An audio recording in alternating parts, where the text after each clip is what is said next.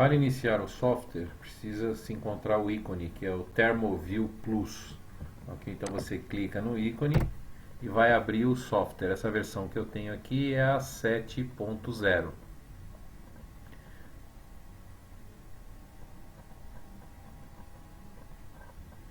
Aberto o software, você tem várias opções aqui de escolha.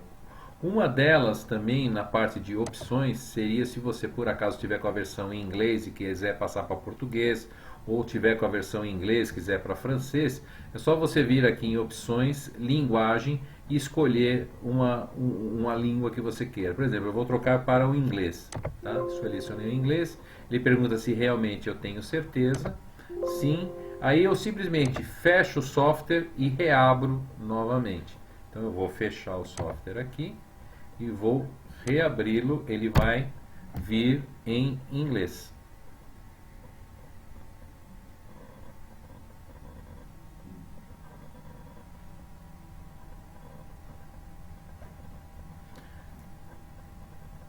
Agora o software está todo em inglês, tá? Inclusive as configurações. O importante é o seguinte, seja qual for a língua que você colocar, toda a parte de botões e a forma de trabalhar com o software é sempre igual, só vai mudar a linguagem. Então eu vou agora retornar para o português. Então eu vou vir para opções, linguagem, português. Se eu tenho certeza, sim. E agora eu fecho o software para reabri-lo em português. Antes de começar com as ferramentas de análise, eu vou iniciar com as ferramentas de programação do Datalogger, que na verdade são esses dois primeiros botões aqui, novo perfil e carregar. Tá? O novo perfil programa o Datalogger, o carregar carrega os dados que já estejam existentes no Datalogger. Então, por exemplo, eu vou começar com o carregar apenas para verificar se existe algum dado dentro do Datalogger. Então eu clico aqui, carregar. Ele tinha alguma coisa dentro do Datalogger, tá? Ele pergunta qual o processo, isso depois eu vou explicar como é que monta um processo. Para início, você pode colocar sem processo, depois pode acrescentar o processo.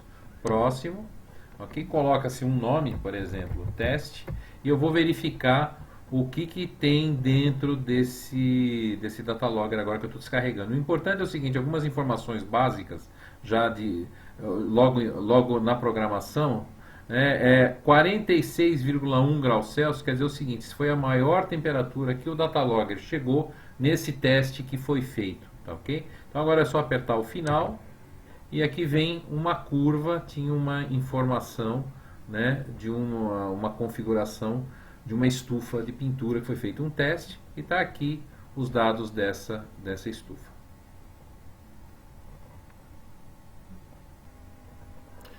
Vamos agora então trabalhar com a programação efetiva do Datalogger. Então aqui você vai em novo perfil.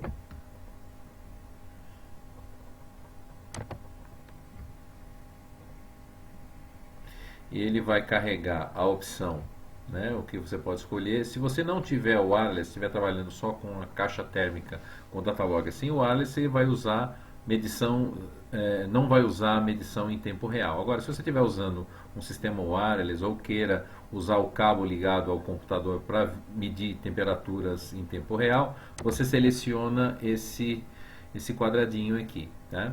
Veja bem, no meu caso, como eu tenho o sistema wireless ou o sistema de telemetria, eu tenho duas opções. Ou trabalhar com o sistema, com o cabo ligado no computador, ou o sistema bem mais flexível, que seria o sistema wireless, onde eu tenho uma independência do computador. O computador pode ficar distante do Datalogger, que ele continua mandando dados para mim. Tá? Com relação à parte de processo, isso depois eu explico. Por enquanto vamos selecionar o sem processo. Vamos agora escolher o botão próximo. E aí abre-se a tela efetiva de programação. Tá? Nesse primeiro local aqui, você vai ter as opções de iniciar o Datalogger por botão, por temperatura, por data e hora e iniciar agora. Tá? No caso da Honda, que trabalha com dois data loggers, né, é importante iniciar o data logger através de data e hora, porque é a única forma dos dois data loggers iniciarem ao mesmo tempo e depois serem sincronizados. Okay? Qualquer outra opção é mais para se trabalhar com um data logger sozinho, um data logger só. Okay? A opção do botão aciona o data logger através do seu botão externo. A opção de temperatura, você seleciona qual a temperatura que você quer que o data logger inicie a leitura. Tá?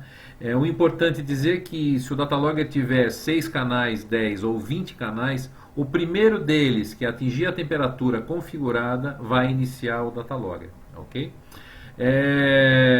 Data e hora você configura, geralmente ele pega a hora de agora, né, o horário que nós temos agora no micro ou próximo dele, e aí a gente pode configurar, por exemplo, eu quero que o data logger dispare exatamente às 8 horas da noite do dia 4 de setembro de 2020, hoje, né? Então eu seleciono isso daqui, se eu der ao apagar aqui ou reprogramar o data logger, ele vai apagar com essa opção. Tá, ok? E o iniciar agora, ele usa o cabo de comunicação. Tá? A hora que eu remover o cabo de comunicação do data logger, ele inicia as leituras.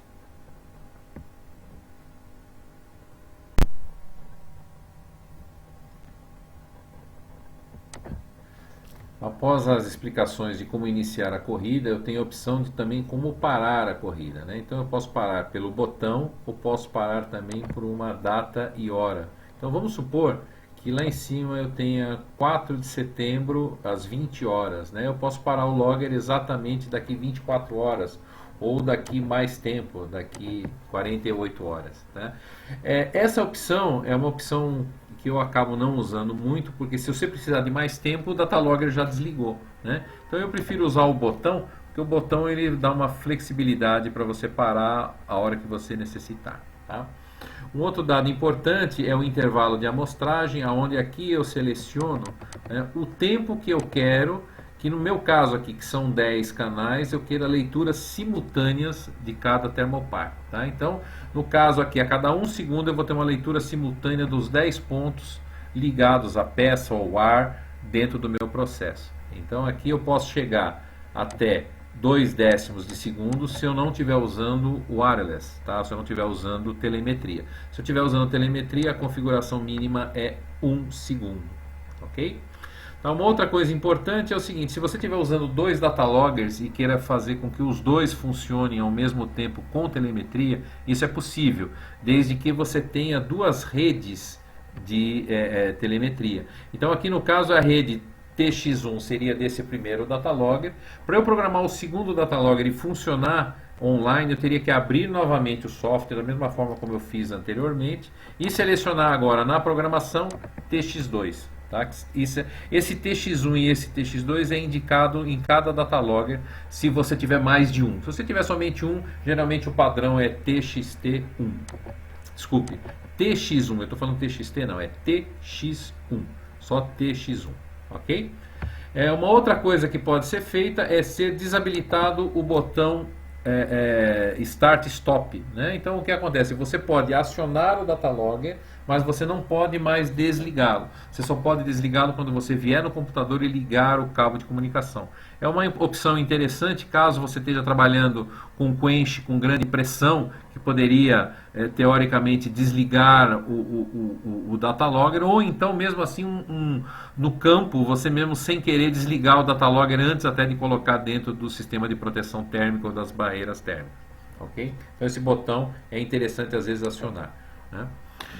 Uma outra coisa importante aqui, as informações do coletor de dados. Vocês estão vendo aqui que eu coloquei 1 segundo. Vocês têm 4 dias, 9 horas e 55 minutos, tá? Com a configuração de 1 segundo e todos os canais acionados. Se eu subir esse tempo para 5 segundos, eu aumento a possibilidade de leitura para 22 dias, 1 hora e 35 minutos. Tá? Se eu também eliminar botões, eliminar canais aqui, né? Por exemplo, eu vou trabalhar só com 6 canais, vocês vão ver que o tempo aqui também aumenta. Okay? Uma outra informação importante, nível de bateria, vocês estão vendo aqui que está verde, né? Dependendo do comprimento, do tempo do processo, né?